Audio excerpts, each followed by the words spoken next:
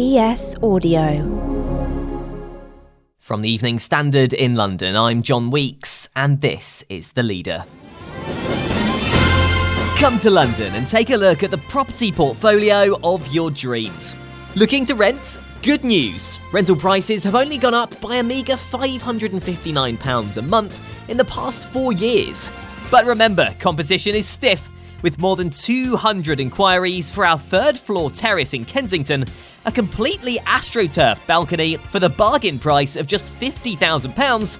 You'll have to be quick. Or, if you're looking to buy, check out our 3-metre-wide house on a former garage plot in Newham, now on sale for just $400k. Okay, the sentiment is false, but the stats and properties themselves are real. Almost 2/3 of London renters believe they don't earn enough to be able to save for a deposit to buy a home, and they're not wrong. A London home now costs £526,000 on average, 14.4 times typical earnings across the capital. The average first-time buyer home costs £425,000 in London. The average deposit, £144,500. As London's housing crisis seemingly continues to get worse and worse, in an Evening Standard exclusive, the PM Rishi Sunak has revealed his proposal to fix the situation. He's blamed the capital's Mayor Sadiq Khan for the sky-high property prices and is setting up a review of the London plan to build more homes in the capital. So, what exactly does his plan entail? And is the Mayor really to blame for the housing situation facing millions of Londoners? Our political editor Nicholas Cecil has been poring through the details. So Nick, what is the Prime Minister proposing in terms of fixing the London housing crisis? Well, what's interesting this morning is really that the Prime Minister is getting involved in the first place, really. He's saying that the Mayor of London, Sadiq Khan, is failing to build enough homes in the capital. So in his words, he is stepping in to boost house building in the capital. This has been not fleshed out in a huge amount of detail. So one thing he's announced is that there's going to be a review of the London plan, which is kind of the long-term plan for the capital, to try and find more sites to build homes. He's announced some extra cash, £200 million or so. 150 million of that will go directly to the boroughs, bypassing City Hall. But £200 million isn't really going to fix the capital's housing crisis. So what's more interesting is really the fact that the Prime Minister wants to get involved. And I understand he's blamed Mayor Sadiq Khan for the sky-high prices for property in London. How exactly has he done that? How has he held the mayor responsible for that? Well, he just says that there's not enough homes being built, and it's a supply and demand problem. If you don't build enough homes, if there are not enough homes for people to buy, the prices go up. The mayor has responded very angrily to Mr. Sunak's attack on his house building record. He's branded it a pathetic gesture politics by the Tories, which he says is to distract from their failures on the mortgages, which obviously lots and lots of Londoners are seeing their mortgages bills rise very sharply because interest rates are going up. There are calls for more focus on family homes as opposed to flats. Will Rishi's proposals deliver those homes? Well, at this stage, it's really not clear because what Mr. Sunak has announced this morning, there's not a lot of detail there. They've identified one possible area where they might be able to build more houses. They're saying that there are too many single-storey warehouses being built near tube stations where flats or houses could be built instead. They're also relaxing the rules on the use of £1 billion of money for affordable housing. So this in future will be able to be used to regenerate old social housing estates. So there's a bit of action we can see here, but it's not a fully fleshed out plan by any sense at all. And I was going to ask you what the key elements of this plan are, but by the sounds of it, there aren't any, and it's very much in its early stages. It's very early stages, and the Prime Minister announced a review this morning, and this appeared to be news to City Hall. So any review to be done comprehensively and to be successful would need the engagement of City Hall basically to make it work. So the initial response has been quite angry, as I say, from Mr. Khan. And the other thing that the Prime Minister did is he set an autumn deadline, basically, for City Hall, for Mr. Khan, to make progress towards agreeing changes to the London plan by the autumn. So he's saying in 3-4 months' time, if there's no progress, then the Housing Secretary, Michael Gove, may use powers to intervene directly. And how do you think that element of things will play out, Nick? Do you think Sadiq Khan will agree to some or all of the proposals? And what could it mean if he doesn't? The politics of this is very interesting because by intervening, the Prime Minister will take ownership of any future successes and also any future failures, or at least partial ownership with the Mayor. So he's come in quite hard hitting this morning, but longer term, if things don't get better in London and its housing crisis, then people will point to the Prime Minister as well to the Mayor for this. And if things go the other way, Nick, and housing prices do go down as a result of these actions, could it be a significant political win for Rishi Sunak, or will the actual benefits come too late for him?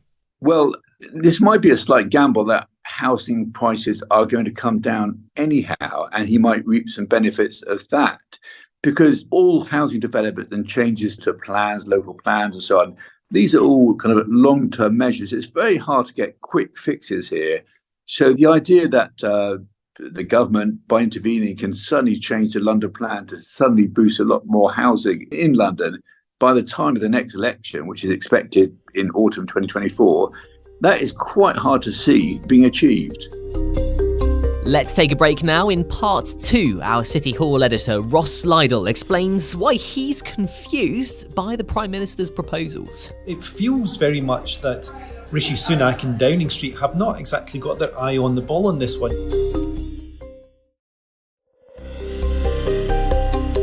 Joining me now is our City Hall editor Ross Lydall. So Ross, I understand City Hall has hit back at the Prime Minister's criticism over housing numbers with some pretty strong stats. What has their response been? Well, City Hall is not best pleased, I think it's fair to say. On Monday this week, we had Michael Gove saying something similar. And now, today, we have the Prime Minister, Rishi Sunak, essentially looking to add to Mr Gove's, if you like, kick up the backside with a rather firm slap around the chops in terms of this sort of political attack on Sadiq Khan. The issue, though, is that essentially the numbers have been pretty good for Sadiq. In the most recent year, more than 25,000 affordable homes were started in London. And over the period between sort of 2015-16 and March this year, Sadiq did actually manage to hit the government target of starting 116,000 affordable homes in London, although he had to do that with counting about 7,000 that were started when Boris Johnson was mayor. It's worth saying, though, that does not break the rules. It's maybe a little bit embarrassing that Boris houses are in Sadiq's total, but he's not done anything wrong there. And one criticism of Sadiq is that so far he's focused on flats over family homes. Is that true? And if so, does he have plans to boost properties actually suitable for families? Well, it's certainly true in a visual sense. You know, where I live in East London, pretty much both Walthamstow Central and Black Horse Road have become dominated by high-rise apartments. Several are in the sort of early stages or the final stages of completion at Walthamstow Central Station. There's a tower block there that looks about 30 stories high, and more are planned. Black Horse Road Station, if you were to come out of the tube station there and walk across the road, you would see hundreds of new homes there, but again in massive sort of developments of flats and apartments rather than your sort of traditional 2 up, 2 down Victorian terrace council house, if you like. In terms of what Sadiq plans, well, the sense almost is he basically wants more houses. He seems to be less focused on so-called family homes than the Tories are. Susan Hall, who is the Tory mayoral candidate now, is much keener on providing family homes. She says even if they've got their own front door and just a postage stamp size garden, that is better than requiring a family to live, 100 feet or 200 feet in the sky. And the government has suggested as well that more flats and houses could be built on sites close to tube stations. Is there any reason why that's not been happening so far? And is that a good idea? Well, here I'm rather puzzled by what the government is saying, because plenty of flats are being built on tube station sites and tube station car parks.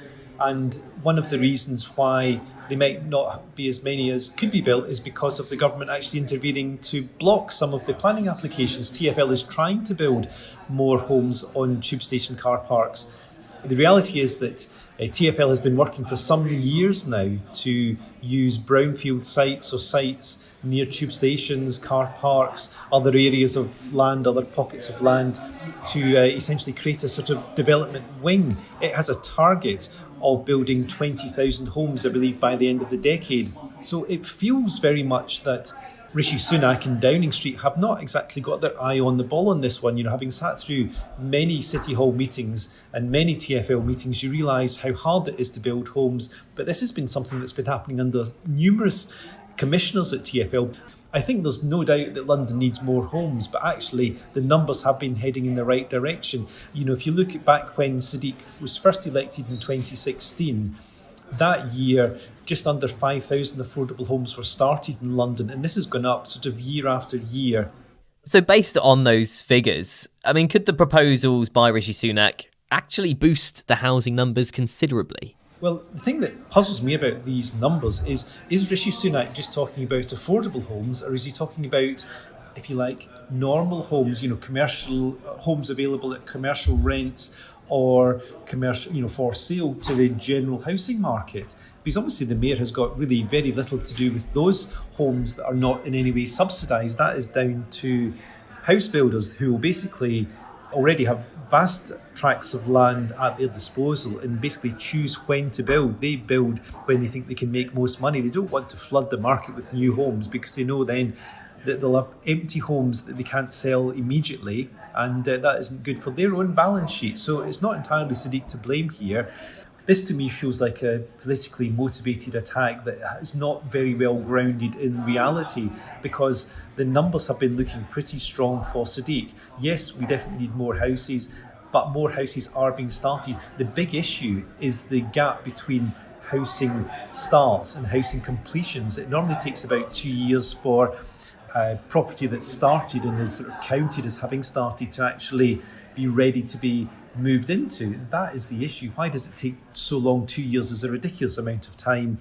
Many private developers have been accused of land banking, and perhaps the government should turn their fire on those private property companies, as well as looking to give Sadiq Khan a bloody nose. Pick up the Evening Standard newspaper for more news, interviews and analysis, or head to standard.co.uk. That's The Leader. Thanks for listening. We're back tomorrow afternoon at 4 o'clock.